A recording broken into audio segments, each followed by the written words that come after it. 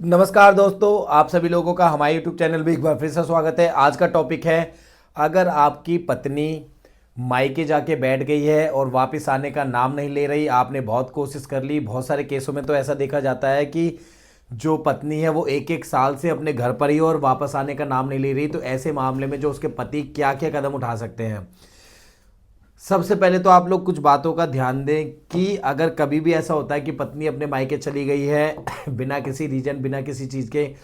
तो आप उसे बुलाने की कोशिश करें, उनके घर वालों से बात करने की कोशिश करें, पत्नी से बात करने की कोशिश करें, आपसी कोई भी अगर आपके मतभेद है उन्हें सुलझाने की कोशिश करें। लेकिन फिर भी सारी चीज़ें होने के बाद भी आपको ये पता चलता है कि नहीं, ये तो आ नहीं रही, ये बिल्कुल आना ही नहीं चाहती और उनका आने का कोई भी मनसा या इरादा नहीं है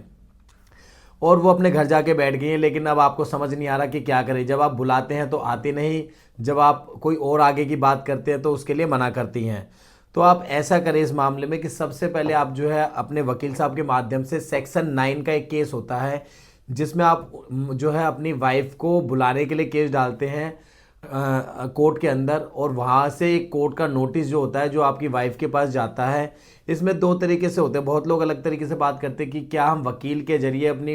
वाइफ को जो है नोटिस भिजवा सकते हैं। भिजवा सकते हैं, लेकिन उसकी कोई लीगल इतनी कोई मान्यता नहीं है जितना अगर आप कोर्ट में सेक्शन 9 का केस डालते हैं। उसके बाद अगर आप अपनी पत्नी को जो है बुलाते हैं कोर्ट के माध्यम से, वहाँ पर एक नोटिस जाता है और वो पत्नी उसके बाद कोर्ट में आती है आपकी वाइफ, और कोर्ट के आगे बताती है रीज़न जो भी हो सकते हैं कि वो साथ रहना चाहती है, नहीं रहना चाहती, या आपके साथ अब जीवन आगे बिताना चाहती है, नहीं बिताना चाहती। तो सारी चीज़ें वहाँ पे हो जाती हैं। कई मामलों में क्या होता है कि उनको आपस में समझ नहीं आ रही चीज़ें होती हैं, तो ऐसे में वो मैटर को सबसे पहले मीडिएशन या काउंसलिंग में भेजा जाता है। उससे क्या होता है कि वहाँ के जो मीडिएटर होते हैं, जो काउंसलर होते हैं, वो उन्हें समझाने की कोशिश करते हैं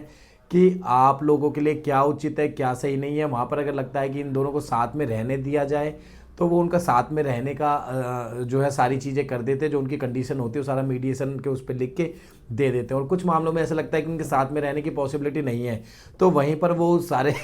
जो प्रोसेस को है जो म्यूचुअल डाइवोर्स की तरफ जो है ट्रांसफ़र करने की कोशिश करते हैं। तो वहाँ से आपका मामला इजी वे में निपट जाता है। तो इसमें चाहे लड़की हो चाहे लड़का, कभी भी सेक्शन 9 का केस हो तो आप उसमें जाए ज़रूर, अपना पक्ष कोर्ट के अंदर ज़रूर रखें। हो सकता है आपकी वहीं पर बातचीत बन जाए और बाकी केस डिस्प्यूट इन सारी चीज़ों से आप बच सके। क्योंकि बहुत सारे केसों में क्या होता है कि लड़की को गलत तरीके से भड़का देते हैं उसके घर वाले या कोई भी दूसरी तरफ के, और वो बहुत सारे मल्टीपल जो है केसेस कर देते हैं। तो उस वजह से जो है क्या करना पड़ता है कि जब आगे चल के उनका सेटलमेंट होता है, तो ऐसे मामले में एक एफआईआर का केस होता है जो दहेज वाला होता है या दहेज के लिए प्रताड़ना वाला होता है। उसके लिए फिर हाई कोर्ट से क्वेश्चनिंग होती है। लड़का लड़की राजी हो जाते हैं, फिर भी हाई कोर्ट जाना पड़ता है और वहाँ के लिए एक अच्छा खासा अमाउंट उनको भरना पड़ता है। हाई कोर्ट की फीस भरनी पड़ती है वकील साहब को, उसके बाद ही क्वेश्चनिंग हो पाती है। तो कभी भी सेक्शन 9 का केस डलता है तो लड़का हो या लड़की पक्ष हो, दोनों को कोर्ट में जाना चाहिए, बात को समझना चाहिए। तो कभी भी